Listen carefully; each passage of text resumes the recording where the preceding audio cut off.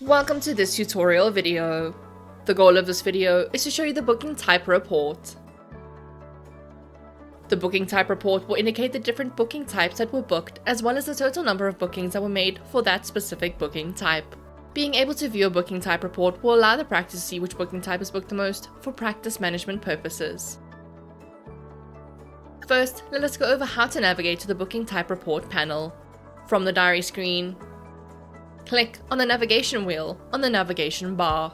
The navigation wheel will open. Click on the report segment to open the dashboard screen. Navigate to the booking type report panel, which is automatically expanded. Now we will go over the contents of the booking type report panel. A breakdown of various booking statuses will be displayed on a graph.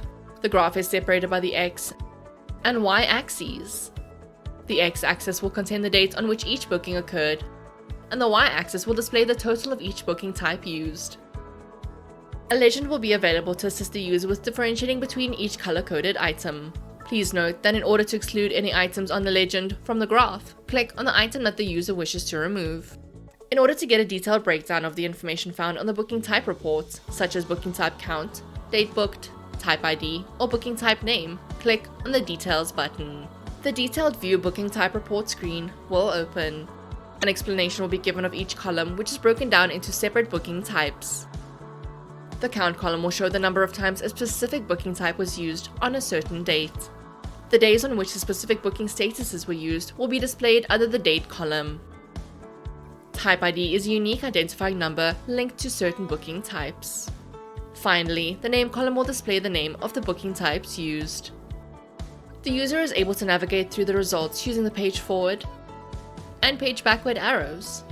To return back to the dashboard screen, click on the Cancel button. If the user would like to download a CSV format of the information displayed and return to the dashboard screen, click on the Download button. Now we will go over the additional options found within the Booking Type Report panel.